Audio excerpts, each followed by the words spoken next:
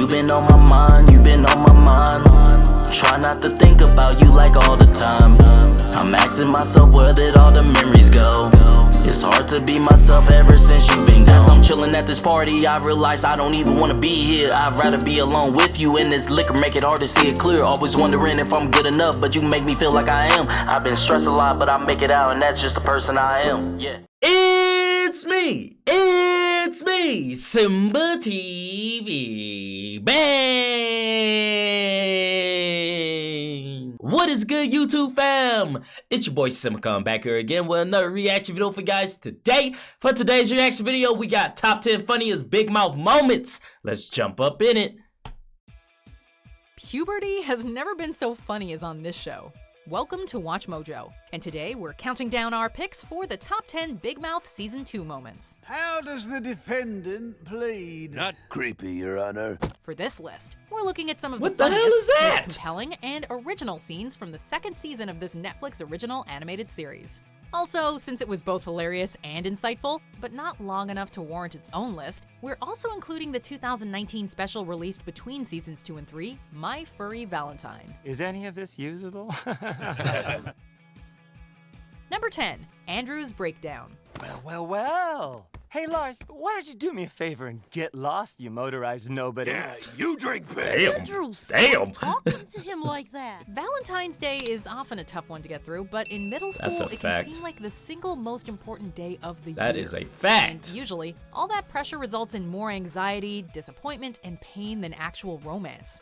While Valentine's Day leaves many of our characters feeling sore, Nick especially, it's Andrew who tailspins the hardest. Can't you see what's going on here? He's trying to steal you from me. I'm not yours. I don't belong to anyone. And Missy and I are just friends. Oh, please. He sees the day as a chance to win back Missy, but rather than being honest with her, he attempts a more manipulative approach, which ultimately backfires. As his plans go awry, he goes full-on toxic masculinity, culminating in a shameful display at Lola's party. Andrew has a complete mental breakdown. Like most scenes in Big Mouth, it's funny, but also really hard to watch. Jesus. That is some weird-ass toxic masculinity. Number 9, Blue Waffle.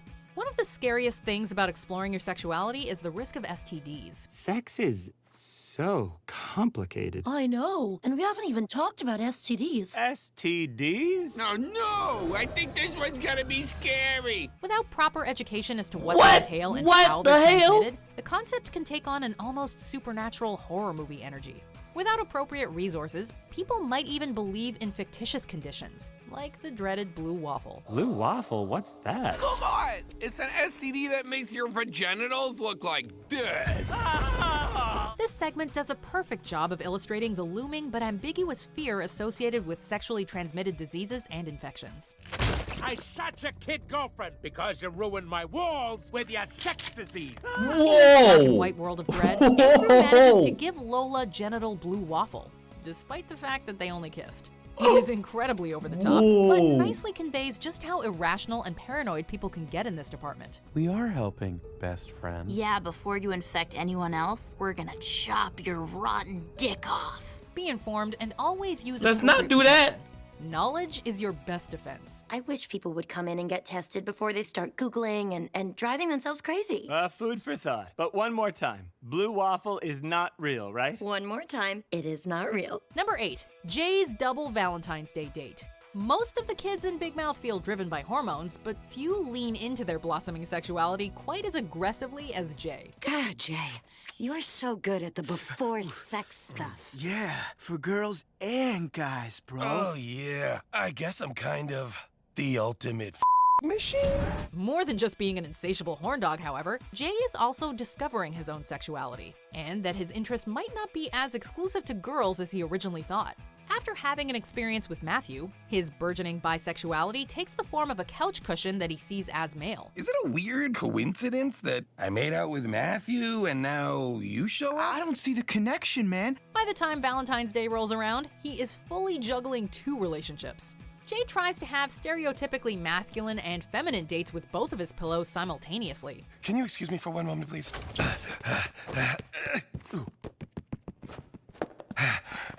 Hey. Nice active wear, bro. You could kill someone with that body. Oh, yeah? Hell yeah. It's kind of like the dinner in Mrs. Doubtfire, but way stranger because, you know, he's having sex with talking pillows. I never understood how that's a thing. Like, how's he straight pound town 2 pillows? Like, what is going on? I'm very confused. And hard again? Okay. Wow. Number 7, Andrew's excitement. I would literally kill a man, a decent, hardworking family man, for the chance to touch those big, mushy breasts. When does this air? As this entire show is constantly reminding us, puberty can be a brutal, confusing, and deeply self-conscious time in any young person's life. Boys and girls each have their own cross to bear. Though for young men going through puberty, the problem is perhaps better described as a tent pole. I have to go to the bathroom right now. For Andrew and his raging hormones, the mere sight of Gina's particularly well-developed chest is enough to get him overexcited to the point that he needs to run for cover. Popping a visible hard-on in school is something that people tend to remember, so we think he made the right move. And based on Maurice's crash landing, we suspect that this particular popped tent was coming in fast. Somebody kill me! I don't want to live my life in a chair. It's not all bad. You can do Disney World in like an hour and a half. Number 6, shame. I'm just joking. Oh, Mary, you've gone and made it weird. When blossoming youths start feeling urges, it can be very confusing.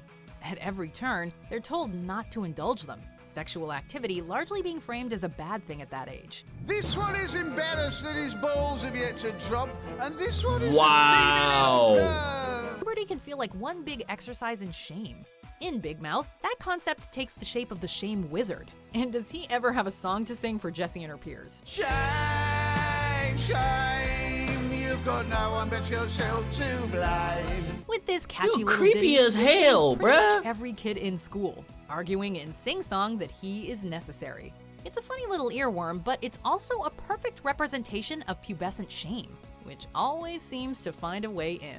How I hate to be a bummer, but my dear, I've got your number and I'll whisper it forever in your ear. Number 5, Jay is his own hormone monster. Now, here's how it's done. Smooch.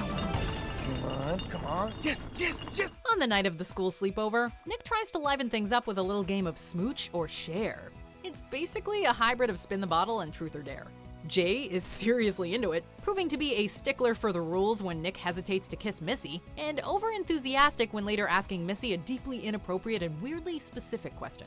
When it's his turn to smooch, however, the bottle lands on Matthew, and he's suddenly the one who seems hesitant. No, I'll play. But there's no way Jay wants to seem gay by kissing a boy. No, if I didn't want to kiss you, it would be because you hurt my feelings. Gayer.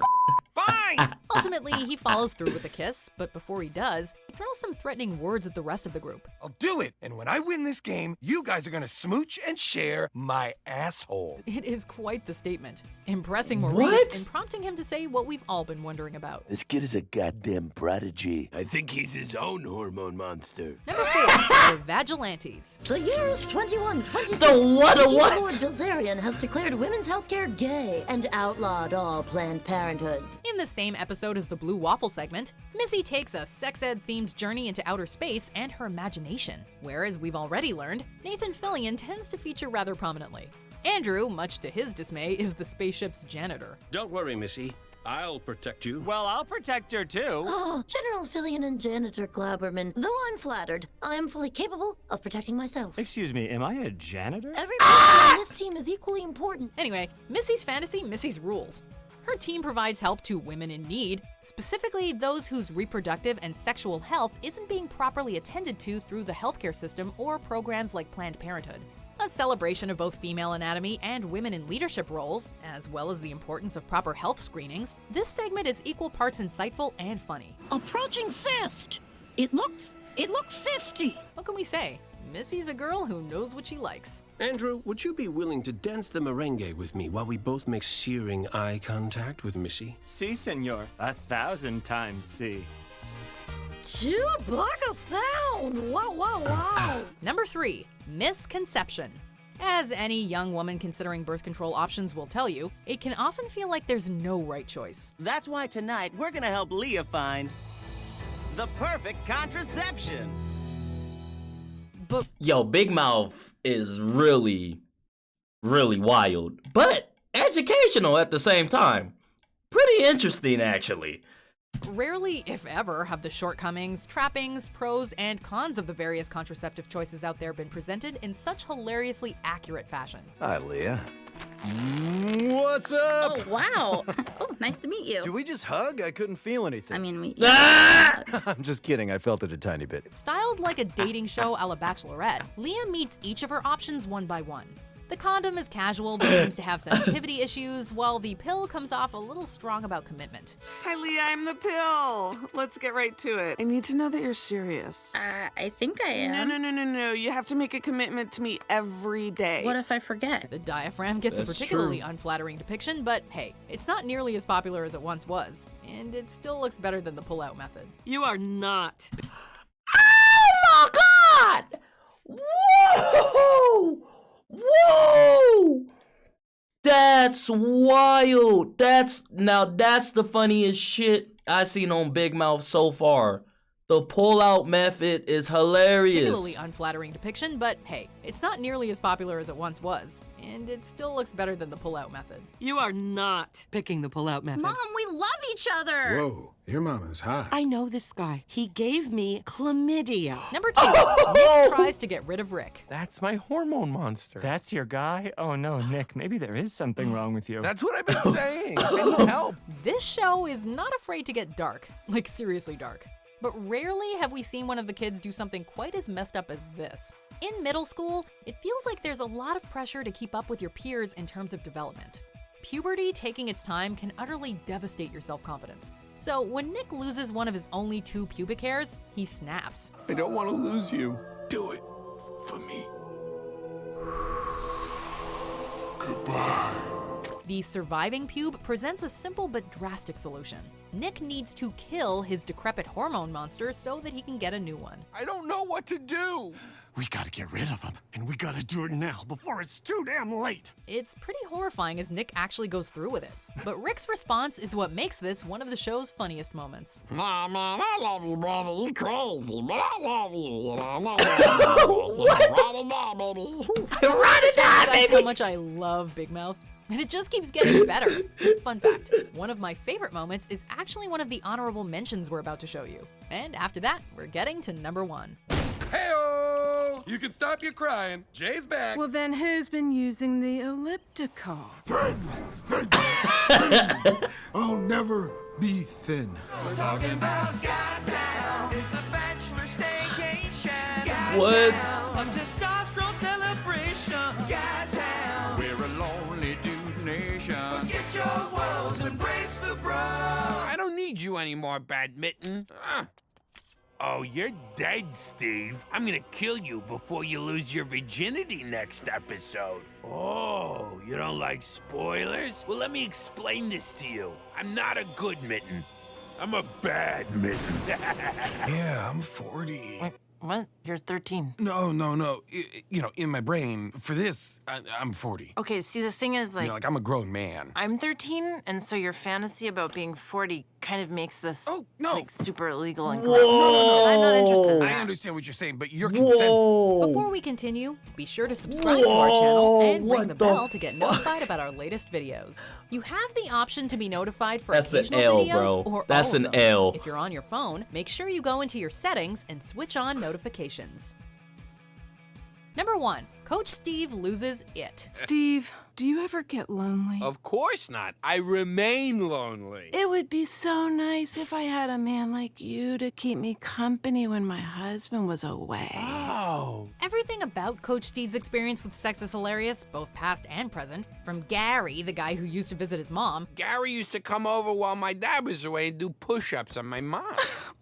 to his naive misunderstanding on the basics of how flirtation and sex work. No way! Let's put aside for just a moment that you are our sex ed teacher. Yeah, guy. Coach Steve, have you ever had sex? What? Of course not. I'm not a mommy or a daddy. Yeah, come on. He knows that he wants to do it, specifically with a lady. He's just not sure how. I want to do sex on a lady, but I'm not really sure I can. We especially like his terminology for all things sex-related. And while bringing a banana into the bedroom is pretty suggestive, Steve might very well be the first guy to ever mean it literally. Of course, even after he's done it, he's not exactly an expert. All right, guys, today we're focusing on sexual education, which I am now qualified to teach because I recently made thick in the warm. Do you agree with our picks? Check. He funny as hell, man. Yo, Big Mouth is truly just crazy. If you guys like this video, go ahead and hit that thumbs up button for me. Thank you guys for commenting, sharing, and subscribing. And I'll see you guys next time. Peace.